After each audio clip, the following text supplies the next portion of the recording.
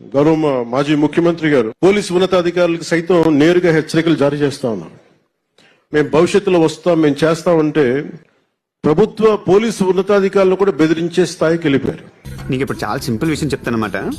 అది వినగానే డింగ్ మన జ్ఞాన బయలు పెరిగిపోద్ది నీకు. Flash back. ఈ పోలీసులు కూడా గుర్తు పెట్టుకోవాలి, శిక్ష ప్రకారం మిమ్మల్ని కూడా బొక్కలో పెడతా. I'm not going to leave you. ఎందుకని మీ పోలీసులు వదిలిపెట్టే పరిస్థితి.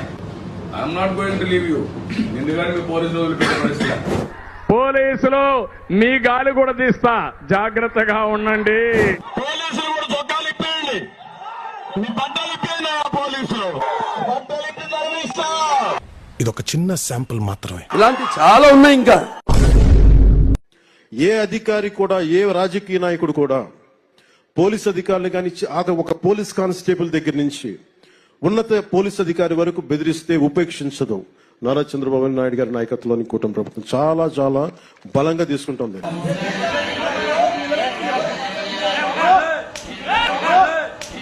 దీనికి మీరు ఏమంటారు సార్? మూసుకుంటారు.